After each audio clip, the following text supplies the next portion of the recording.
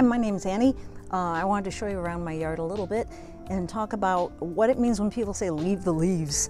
Also about what's the deal with all the native plants and about what we're losing by not having them and the knowledge that we've lost about them that we're trying to bring back and trying to regain. And also about the wonderful things that can happen when you put in the native yard instead of all the things that we're more used to putting in our yards. So 20 years ago I had a garden and my objective there was that every month of the year something should be in bloom. And I would go to the big box stores and I would order from catalogs in Connecticut, and everything was laid out just so. And that was my energy there. And it was a lovely garden, but even there I started to notice things that were supposed to be growing here wouldn't grow, or new insects arrived. Things started to get a little bit out of whack. And I started to learn more about climate change at that point, and that was concerning. So what started happening in the other garden was that it would be too hot, or it's raining too much, or things that weren't supposed to be happening in that particular season. So all of a sudden plants that would have thrived in this area were dying. There were organisms in the soil that didn't used to overwinter, and I started to really say something is really out of whack here. We moved to Wilmette, and my son was going to Central School, and I volunteered in the garden there, and I was all ready. I was like, I know everything about gardening, 100 different species in my yard, yada yada. None of that was in that garden. It was all native plants, and I thought, I don't know anything about this. And started to learn from the school, helping out in that garden, about the pollinators and about the birds and about the biodiversity and about the soil, and all of a sudden, it clicks, and you're like, it's not about, I need something in bloom every month of the year. I need something that sustains life every month of the year. I need something for the bees that are arriving, or the guys that are coming up out of their holes, or the birds that are migrating, because they're getting whacked around by severe storms and heat that shouldn't be at that time of year, and late freezes and wildfires. So every month of the year you want something that if some tired, poor little critter is coming along, they're going to find it's an oasis. I took a soil seminar at the University of Illinois Extension and learned that it takes 100 years for the soil to set up its natural structure.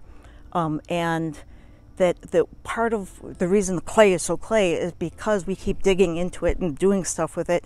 And if you just leave it, if you just let the leaves decompose, and they shelter the new plants that are coming up, they shelter the insects that arrive, and then there's this late frost.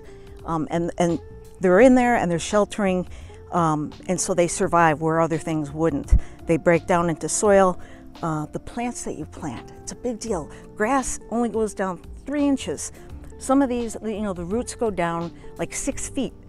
The tree has been evolving for, 1,000,000 years. The tree knows what it needs. The tree is dropping what it needs right under it. It knows what plants it wants to have grow here. There are plants that can't grow in this yard because the soil becomes acidic because of the type of leaves that fall here. So it invites certain plants.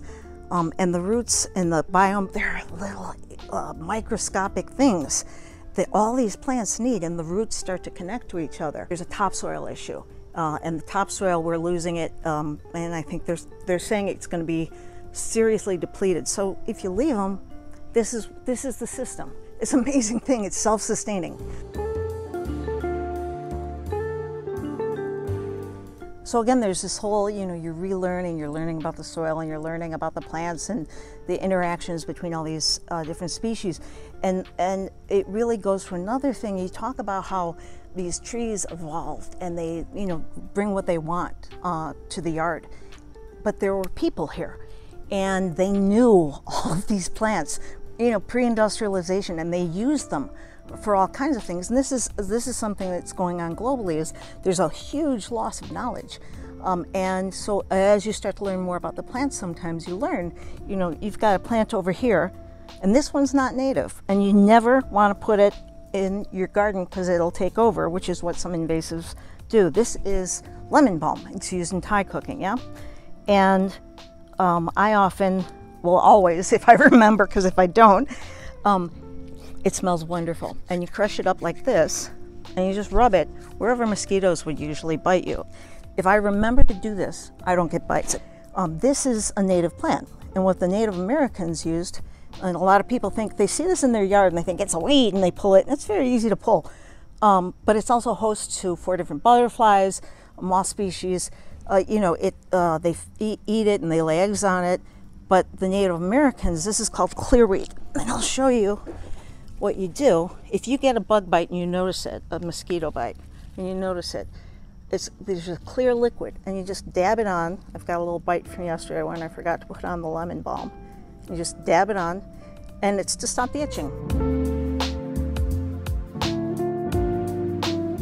You know, people talk about reuse, reduce, recycle, and I think there's a 4th one, and I think it's restore.